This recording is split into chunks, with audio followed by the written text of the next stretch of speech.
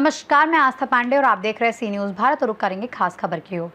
750 करोड़ रुपए की शिविर लाइन परियोजना का भूमि पूजन कार्यक्रम उस समय विवादों में आ गया जब मंच पर माइक और ध्वनि व्यवस्था की गंभीर कमी सामने आई।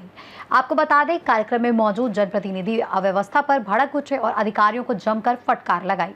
उत्तर प्रदेश के फतेहपुर जिले के सदर तहसील के मदारीपुर कला में करीब 750 करोड़ रुपए की लागत से प्रस्तावित शिविर लाइन परियोजना की भूमि पूजन कार्यक्रम के दौरान अव्यवस्था देखने को मिली। कार्यक्रम में माइक और मंच की उचित व्यवस्था न होने पर राष्ट्रीय पिछड़ा वर्ग आयोग की अध्यक्ष एवं पूर्व केंद्रीय मंत्री साध्वी निरंजन ज्योति तथा राज्य मंत्री कृष्णा पासवान नाराज हो गए। संबोधन के दौरान जब माइक और ध्वनि विस्तारक यंत्र सही तरीके से काम नहीं कर पाए तो कार्यक्रम कुछ समय के लिए प्रभावित हो गया। इस पर साध्वी निरंजन ज्योति ने कड़ी नाराजगी जताते हुए कहा कि जिस परियोजना पर लगभग 750 करोड़ रुपए खर्च किए जा रहे हैं, उसके भूमि पूजन जैसे महत्वपूर्ण आयोजन में ऐसी लापरवाही गंभीर है। उन्होंने अधिकारियों और ठेकेदारों को जिम्मेदारी के साथ काम करने की नसीहत दी और कहा कि विकास कार्यों में किसी भी प्रकार की लापरवाही बर्दाश्त नहीं की जाएगी। राज्य मंत्री कृष्णा पासवान ने भी व्यवस्था पर असंतोष जताते हुए कहा कि सरकारी परियोजनाओं में पारदर्शिता और जवाबदेही सुनिश्चित होनी चाहिए। उन्होंने मंच से जेई इंजीनियर और ठेकेदार पर नाराजगी व्यक्त की और कार्यकर्ताओं को निर्देश दिया कि परियोजना में गुणवत्ता की नियमित निगरानी की जाए। साध्वी निरंजन ज्योति ने सख्त लहजे में कहा कि सपा मानसिकता से काम करना छोड़ दीजिए, नहीं तो ठेकेदारी नहीं कर पाएंगे। इस बयान के बाद कार्यक्रम का माहौल और अधिक गंभीर हो गया। अधिकारियों ने बाद में व्यवस्था में हुई कमी को स्वीकार करते हुए भविष्य में ऐसी स्थिति न होने का आश्वासन दिया। कार्यक्रम में जनप्रतिनिधियों, अधिकारियों और बड़ी संख्या में स्थानीय लोगों की मौजूदगी बनी रही। हमारे जिले में पाइपलाइन से गैस है, वो भी पूरा हुआ। ये 23 मैं पूरा आपको भिजवा दूंगी। 23 में आकर के इसका पूरा परियोजना का पैसा अनुमोदित हुआ उत्तर प्रदेश सरकार से, केंद्र से पहले हो चुका था। फिर ये आकर के 10 अक्टूबर 23 को इसकी बैठक होकर के प्रदेश सरकार में बजट में इसका पारित किया गया। ये मेरे 5 काम थे जिनको मैंने फतेहपुर में आकर के 2014 में मैंने वादा किए थे कि मैं एक काम करूंगी। रोड बनना एक अलग विषय है, रोड तो लगभग पूरे जिले के आप देख रहे होंगे सही होंगे। 2024 में मैं यहाँ से जनता ने मुझे कुछ मतों से पीछे कर दिया, वो काम नहीं हो पाया। लेकिन आज भी जो भी सड़कें प्रधानमंत्री सड़क योजना की बन रही हैं वो मेरे कार्यकाल की ही स्वीकृत सड़कें बन रही हैं, क्योंकि नई तकनीकी से बन रही हैं। मैं लगातार अभी आयोग की अध्यक्ष हूँ। अध्यक्ष के नाते भी मेरी प्राथमिकता जिले की है। मैं सांसद हूँ या न हूँ, क्योंकि मेरी फतेहपुर की जनता जिसको मैंने अपना परिवार माना है, उस परिवार के लिए जब तक इस शरीर में श्वास रहेगी तब तक मैं फतेहपुर की जनता के लिए काम करती रहूंगी। मुझे लग रहा है कि शायद इस काम के लिए पहल नहीं की गई होती। लेटर लिखना एक अलग विषय हो जाता, लेकिन लेटर के साथ साथ पहल करनी पड़ती है, अधिकारियों के साथ बैठना पड़ता है। जैसे सपोज आपका विजयपुर वाला मार्ग है, पहले 35 करोड़ का हुआ, फिर वो काम नहीं हो पाया। 8 करोड़ का पैसा शेष बचा, उसको सिलेंडर करवाया। सिलेंडर करवाने के बाद फिर 99 करोड़ का वो बजट पास करवाया। आज आप देख रहे होंगे कि वो भी सड़क आपकी एकदम हाईवे सड़क की तरह लग रही है। तो मैंने जो फतेहपुर में वादे की योजना 7.5 करोड़ की है, 750 करोड़ की, जिसमें अभी 14 वार्ड के लिए, क्योंकि कोई भी परियोजना होती 50% पहले पैसा आता है। अभी 14 वार्डों में काम शुरू भी हो गया है। और मुझे लग रहा है कि ये मेरे 2014 से लेकर के 23 तक इसमें मैंने लगातार परिश्रम किया और सरकार, दोनों सरकारें हुई, आज ये धरातल पर काम शुरू हो गया है। मुझे जानकारी जो मिली कि जब बीपी सिंह जी प्रधानमंत्री थे तब इसका शिलान्यास किया था।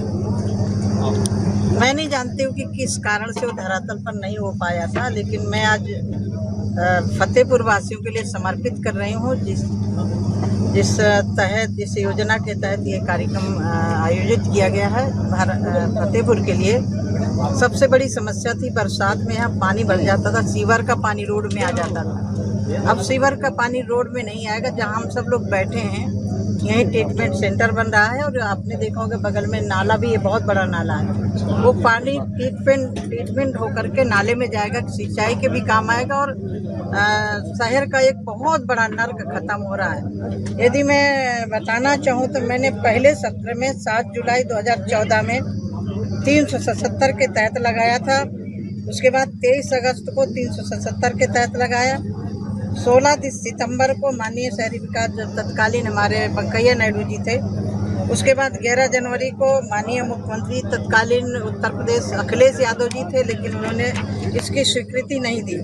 फिर मैंने 16 मार्च को अखिलेश यादव जी से मिलकर के इसकी बात रखी, फिर भी उन्होंने कोई आश्वासन नहीं दिया। फिर 18 दिसंबर पुनः तत्कालीन 2015 में अखिलेश यादव से मिली, तब भी उन्होंने स्वीकृति इसकी नहीं दी, क्योंकि भारत सरकार इसकी स्वीकृति दे चुकी थी।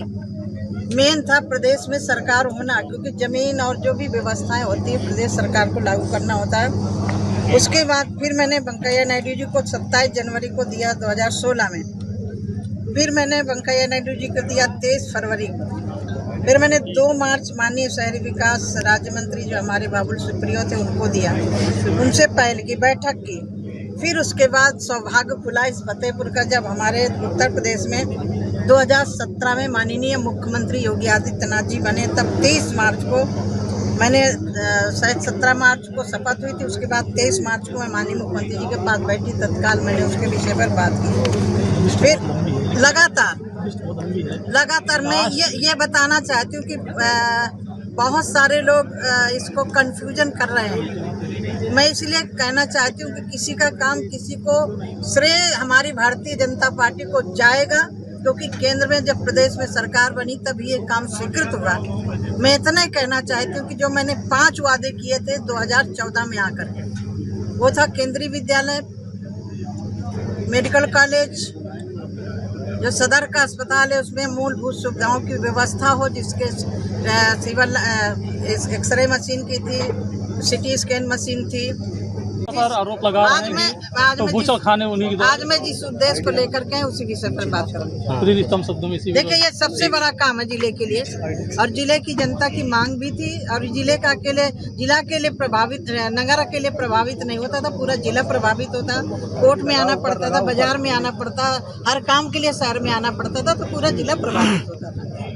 कितनी लागत से बन रहा सिविल ये लाइन? पूरा का पूरा जो बजट है उसका 750 करोड़ है। वो जितना काम होता जाता है उसका सरकार पैसा देती जाती है। कितने उसकी समय सीमा निर्धारित होगी इसको पूरा करने के लिए? समय सीमा उसकी निर्धारित है, मैं अभी देख करके बता दूंगी। शुरू हो गए ठीक। ये पूरा 750 करोड़ से लागत का जब दूसरा स्टेज आएगा उसका पैसा आप आते हैं। कितने सालों का प्रोजेक्ट है ये? क्या निगरानी की जाएगी? गुणवत्ता को लेकर के हमारे सभी पदाधिकारी, हमारे जनपद के जो हमारे जनप्रतिनिधि हैं, सबकी जिम्मेदारी है कि उसकी गुणवत्ता सही रहे, और कहीं भी शिकायत मिलेगी तो उसको मैं जरूर संज्ञान में लेकर के, गुणवत्ता में हम समझौता नहीं करेंगे। आपने देखा होगा कि मैंने किसी काम में, जिले में किसी काम में मैंने समझौता नहीं किया है।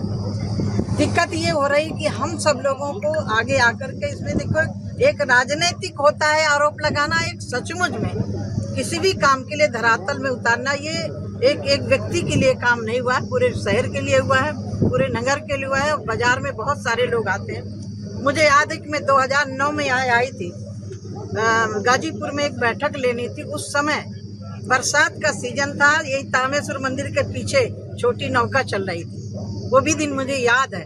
तब दोबारा वो हमारी आगे आने वाली पीढ़ी को न भुगतना पड़े, इसलिए हमने प्रयास किया है, और आज मैं बहुत दिन से इस कार्यक्रम के लिए लगी थी, इसका पूजन करते हैं, फिर ये काम करें। फतेहपुर से सी न्यूज संवाददाता शारिफ कमर की रिपोर्ट। भूमि पूजन का उद्देश्य विकास कार्यों की शुरुआत था, लेकिन मंच की अव्यवस्था और तैयारियों की कमी ने पूरे कार्यक्रम को चर्चा का विषय बना दिया। फिलहाल इस खास खबर में बस इतना ही। बाकी देश और दुनिया की तमाम बड़ी खबरों के लिए बने रहिए सी न्यूज भारत के साथ।